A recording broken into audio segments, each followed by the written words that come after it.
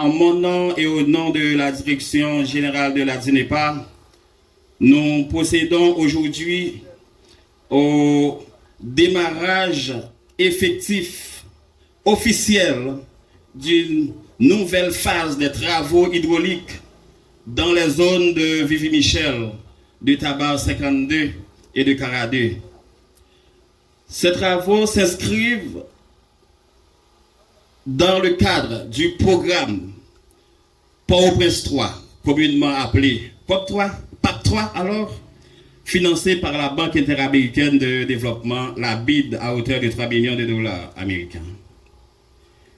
Il est important de rappeler pour vous, mesdames et messieurs, que dans le cadre de ce même programme, je parle du programme Port-au-Prince 3, plusieurs efforts significatifs ont été déjà consentis, notamment à travers la construction d'un réservoir de 530 000 gallons qui se trouve tout près de nous et la construction de la ligne de refoulement partant de Croix-des-Bouquets, passant par Tabar jusqu'à Vivi-Michel. Aujourd'hui, la DINEPA tient à exprimer sa profonde gratitude à la Banque interaméricaine de développement pour son appui constant et stratégique en faveur de l'amélioration de la qualité de service de l'eau potable et de l'assainissement que nous offrons au peuple haïtien, spécialement dans la région métropolitaine de Port-au-Prince. Les travaux qui débutent aujourd'hui seront exécutés, pour votre information, par un groupement d'entreprises, IMCO et Kotasa, pour une durée de 9 mois, sous la supervision d'une cellule rigoureuse qui se trouve autour de l'Office régional de l'eau potable et de l'assainissement de l'Ouest. Mesdames et messieurs, riverains bénéficiaires de la zone Vivi-Michel, nous devons souligner ce matin que la réussite de ces interventions dépend d'une synergie entre tous les acteurs qui tournent autour de ce projet. Et je cite, l'expertise des entreprises de construction, l'efficacité de la supervision et surtout la collaboration et la compréhension de nos chers riverains de Vivi-Michel. En effet, les travaux de fouilles et de pose des canalisations, les mouvements des engins et les diverses opérations de chantier pourront temporairement perturber la vie quotidienne dans les zones concernées.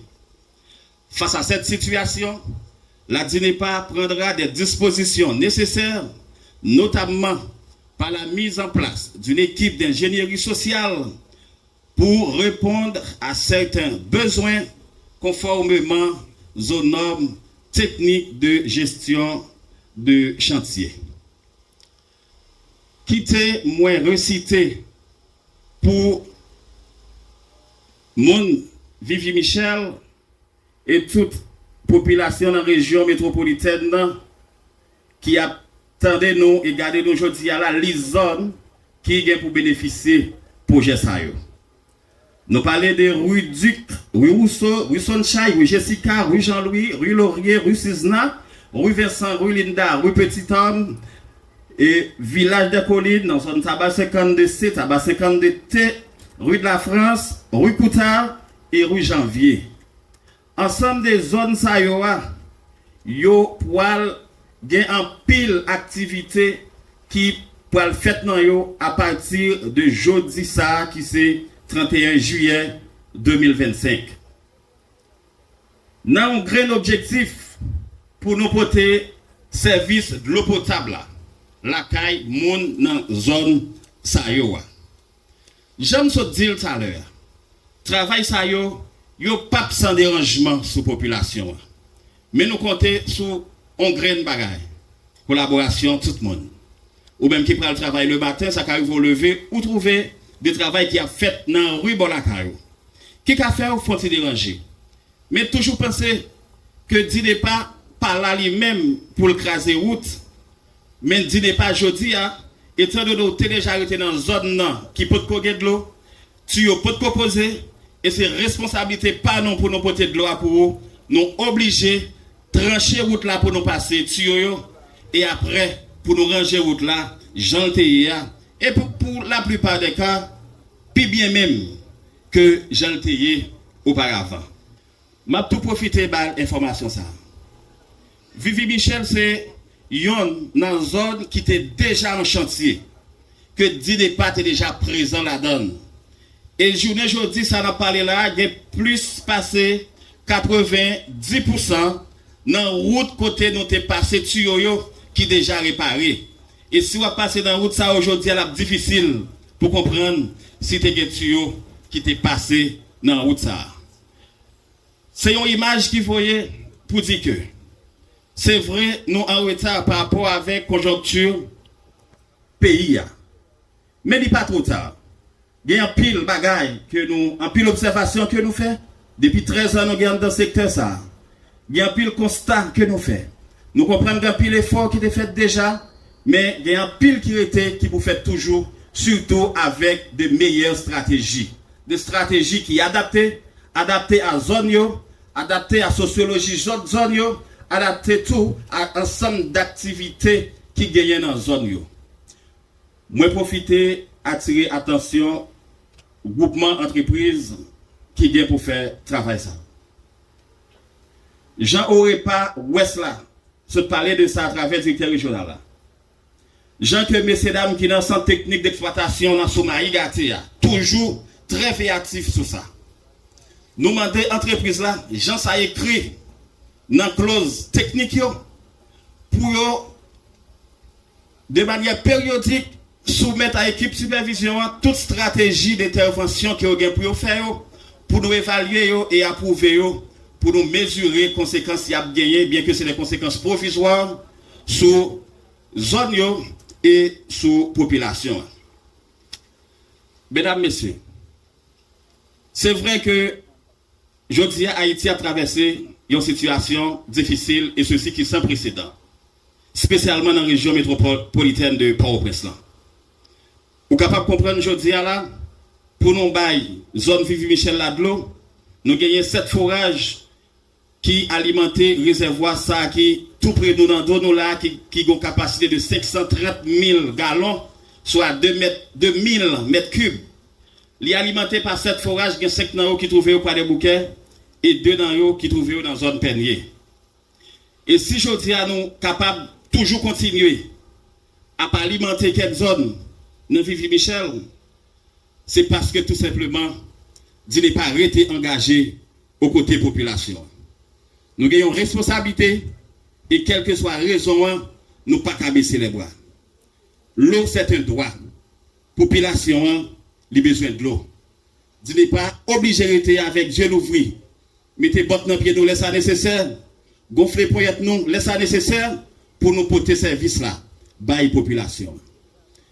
Et dans la minute, nous avons parlé là, il y a une pile ville principale dans le pays qui est en chantier, malgré la situation difficile. Nous parlons des régions métropolitaines de Port-au-Prince, nous parlons de la ville du Cap-Haïtien, deuxième ville du pays, qui est actuellement en chantier, sous encore financement de la BID que nous avons avancé à grands pas. Nous commençons à mettre de l'eau un paquet de côté dans la ville au Cap. Ville Fort Liberté en chantier a avancé à grands pas. La ville des Cailles, nous sortis il y a moins de mois de cela, sont lancés des travaux qui a financés par Ubaïti dans la ville de Cailles. La ville de Jérémie trouvait lié en chantier actuellement avec la DINEPA. Pour nous citer ça seulement, nous avons cité toute la ville de Hinch qui a plus de 70% d'avancement. Côté que DINEPA en chantier. Et vous avez étonné, tendez ça. Malgré la situation difficile, toute chance c'est ça. C'est vrai qu'il y a des retards, mais pas de gens qui campent. Ils continuent à travailler, et ceci pour la population. Moi, à demander attention à la population dans tout le pays, pour être capable de collaborer avec l'entreprise qui a fait travail pour DINEPA, avec cadre DINEPA, techniciens, ingénieurs. Nous pouvons comprendre aujourd'hui qu'il y a un superviseur qui soutient toute journée à qui ça exposé dans le pays. Donc c'est des gens qui demandent des respects. Entreprises nationales qui malgré tout a bravé tout danger pour exécuter projet ça veut dire ça veut dire. Yo demande respect. Bien que nous avons demandé plus de stratégie pour nous diminuer l'impact social. Mais il y a une valeur, il y a une vérité, parce que c'est grâce à eux, si je dis là, nous sommes capables de gagner des résultats qui gagnent, c'est grâce à eux-mêmes. Ville principale et majorité de villes secondaires en chantier. Il y a un gros souci que le secteur de l'eau potable a traversé aujourd'hui, c'est au niveau de milieu rural haïtien. Il y a environ 40% de la population aujourd'hui qui vivent dans le milieu rural. Ou bien dans une zone qui a des concentrations de population qui ne sont pas trop élevées. Les gens qui ont tout, ils ont besoin de l'eau. Ce n'est pas seulement dans la ville, nous sommes là pour nous mettre de l'eau. Nous sommes là pour nous arriver avec ce service dans tout le pays, depuis ce côté, nous vivons. Malgré nous avons une urbanisation qui est galopante et difficile, qui n'est pas trop bien planifiée. Ça rend le travail là plus difficile pour nous. Mais nous continuons le travail. Parce que c'est métier nous, c'est ça nous qu'on fait, nous obligés de faire avec toute équipe que nous gagnons qui accompagne nous.